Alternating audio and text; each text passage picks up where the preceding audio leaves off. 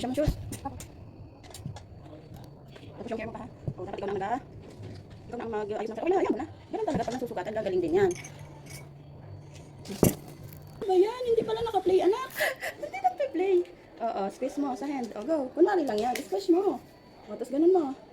Sa unahan. Yan. O, yung hair mo. Ay, yung suklay. O, tingnan mo kung saan. Doon ka na at nakakikita ka sa video. O, tingnan mo kung anong gusto mong hairstyle. Yan. Tingnan mo ha, kung anong gusto mong hairstyle. Tab, tingnan mo.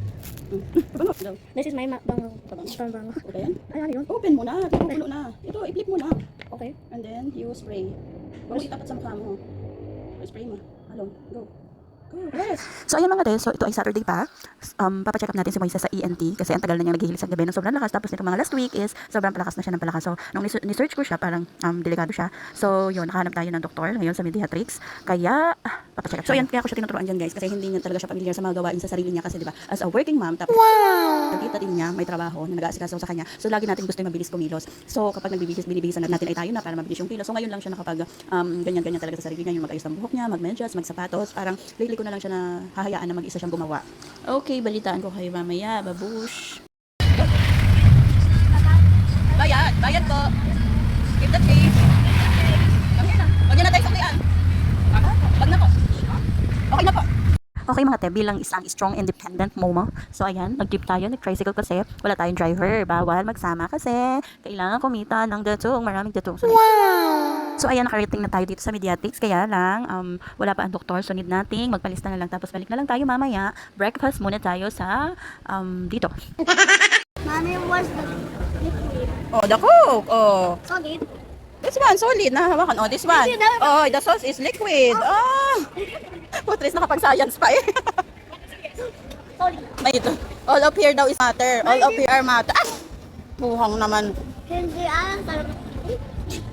At ito ang pinakamasarap sa pagiging moma, 'di ba? Ang mautusan na ang ating mga anak. So ayan, nautusan ko na siya, guys. Congratulations.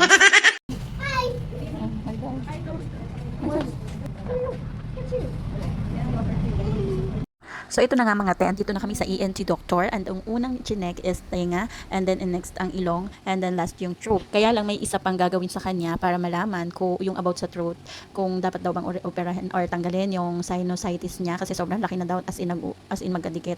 So isa yun sa dahilan kung bakit hindi siya makahinga ng ayos sa gabi pag natutulog. So yun, ang dami pang gagawin. So nagbalik ulit kami sa Robinson kasi meron pa kaming pang 2 PM. So ayan, pagbalik namin yan, para malibang naman siya kung ano-ano naman yung pinagbibili. My gosh, yung bola, hindi na talaga niya yung binatawan. Tapos may isa pa siyang nakita, kaya lang 1,000 pesos. So pinamili ko na lang siya kung alin ang gusto niya doon sa bola or doon sa isa pa niyang laruan na nakita. So ayan mga te, yung nakita niyang laruan sa Minecraft daw yan. My gosh, 1,000 pesos. Sabi ko, no, na order na lang tayo sa TikTok.